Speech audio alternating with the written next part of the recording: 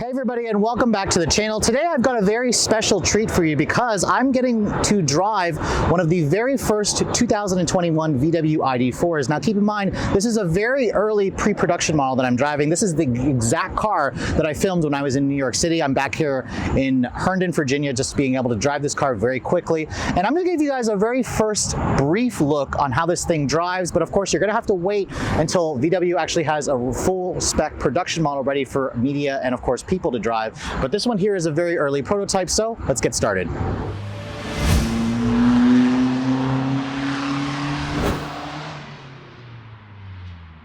Now on the inside of the 2021 ID.4, this is going to be another brief overview of the interior because I only have this car for about 30 minutes really, so I'm going to have to make this pretty short. Obviously this interior is the black interior color combination. It's got the big Pano roof because this is the first edition model, so it comes basically with everything, which includes the statement package and the gradient package, which will be extras if you guys don't go for this particular trim level. But as you can see, looking at the interior, I love this white steering wheel that comes with the first edition model, but this is probably going to get dirty really quick, so you guys better make sure that you clean this thing with leather cleaner once in a while.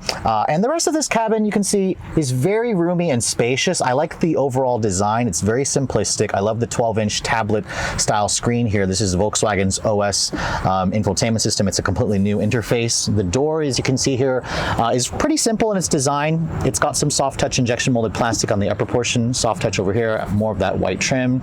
And when I shut it, it actually sounds relatively solid considering this is a pretty early pre-production model. Just like a Tesla, when you get into this car, it does include a standard key fob. VW doesn't do a phone as your key option just yet. There is a start-stop button over here as well. This is just to turn on the power accessories. VW says when you actually want to start the car, all you have to do is just put your foot on the brake pedal, which is also a pause button or play button on the gas pedal there. And you can see the car will turn on just like a Tesla, and you've got this 5.3-inch helper screen right there, so you can see your speed, GPS information, and of course the driver assistance information. This over here is where you're going to control everything else about this car. It has a dedicated home button there. It has things like wireless Android Auto and Apple CarPlay. You can see the GPS system.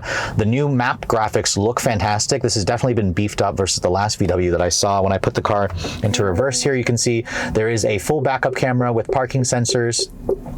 The camera resolution quality is fantastic. This shifter is really interesting. You just basically twist it to the right to go to drive, twist it to the left to go to reverse, and then push this P button here to go into park. The materials here are actually soft touch on the upper part of the dash. It is hard touch plastic up there.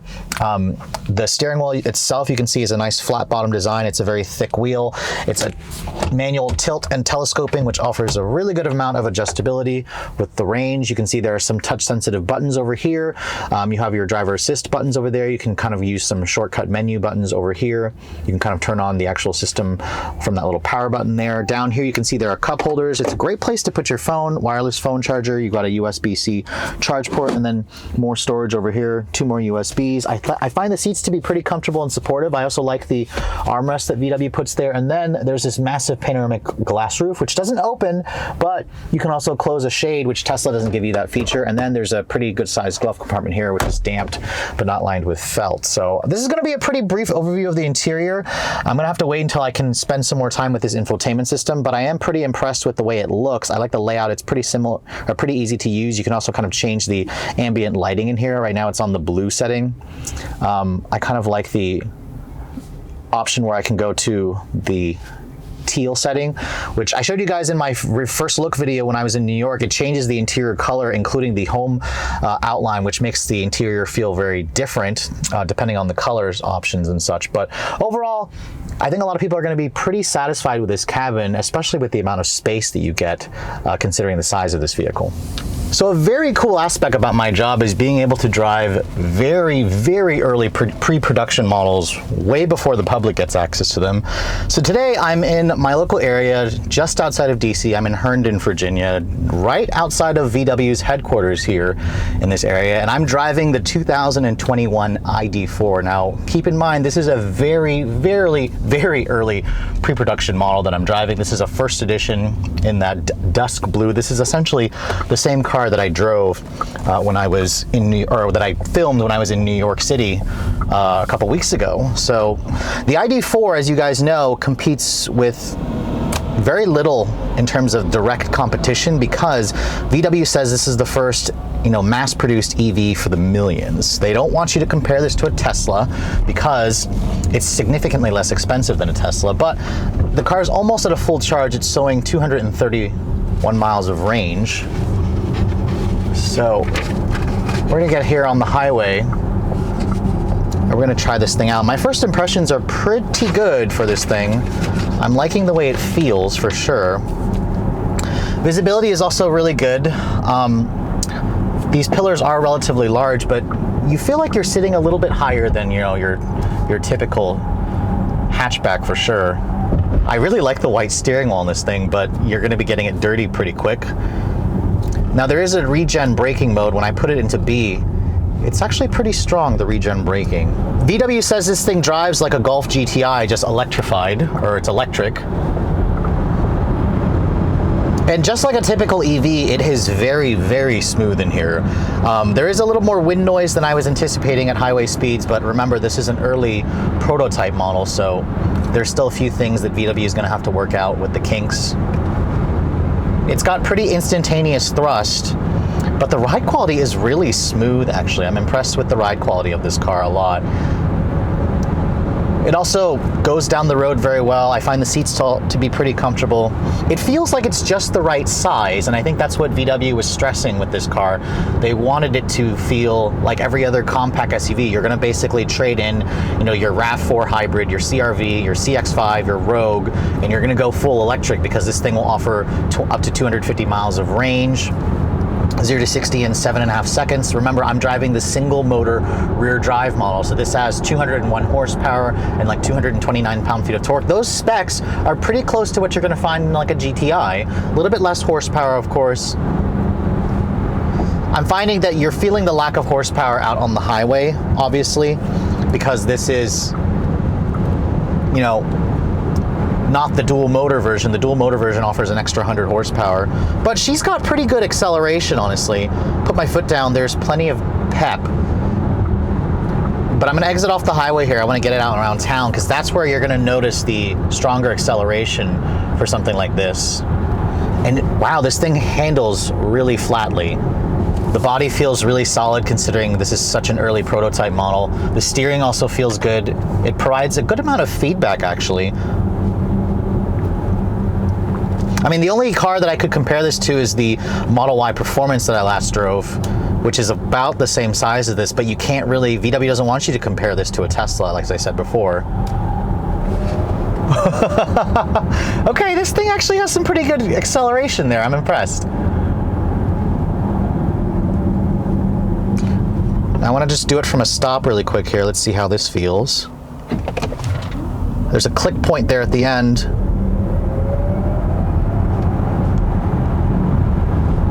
Okay. Very interesting.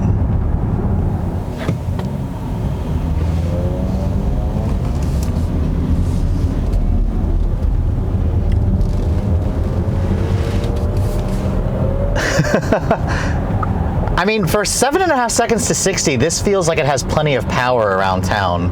I'm liking the feel, the instantaneous torque. It's instant, there's no delay here. It just feels like it lacks horsepower on the top end, which is why, you'd want to buy the dual motor version. You'd want to wait for that one. But that's actually the car that I put a deposit down. Remember, you can go to VW's website right now. You can put a deposit down for this car, $100. But the dual motor version will be out in the spring of next year, while this one you can get in Q1. So a little bit sooner for the first edition model, which is nice. But wow, I'm really impressed with how this car feels, considering how early production spec this one is. Remember, this car is rear-wheel drive. If you don't get the dual motor version. But overall, for a really early first drive for this thing, I'm pretty impressed. I think that VW has the size proportions right. I think that the acceleration is about what you'd expect, actually better versus the gas equivalent of something like this. And really, it gets me excited for the dual motor version, which has an extra 100 horsepower, which also adds all-wheel drive. You can see out of it well, visibility is good, space is also very good. You sit up a little bit higher, and I love this open and airy cabin. So this is going to be a really cool alternative.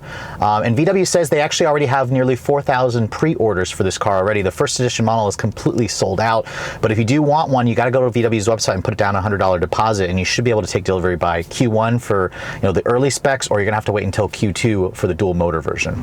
So obviously this is a really early drive of the ID.4, so it's hard for me to come to my final conclusions after driving this thing for literally like 15 minutes. But I will say that a lot of you who are looking to buy one of these, if you have a reservation down, you're gonna probably love the size of this thing. You're gonna love the technology. It's gonna be a great alternative to VW's own Tiguan, to something like a Toyota RAV4 or a Honda CR-V. The size of the car is just perfect. It has way better acceleration versus the gas-powered equivalents of this model. And remember, the ID.4, when it goes on sale, starts at $39,995 before the federal tax credits. This one here, the first edition model, is around $44,000. So it's about the same price as something like a fully loaded Toyota RAV4 hybrid.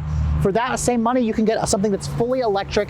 You get 3 years of free charging from VW's Electrify America charging network, and you also get something that looks pretty modern and futuristic. So I'm very excited. I'm really excited to drive the dual motor version with all-wheel drive. With all that said, I hope you guys have enjoyed my brief first look of the 2021 VW ID.4. If you're also looking to see the latest cars I'm testing, be sure to follow me on Instagram at redline_reviews, like us on Facebook, and as always, guys, please keep subscribing to the Redline Reviews YouTube channel for all the latest reviews. Thank you so much for watching. I'll catch you all in the next video.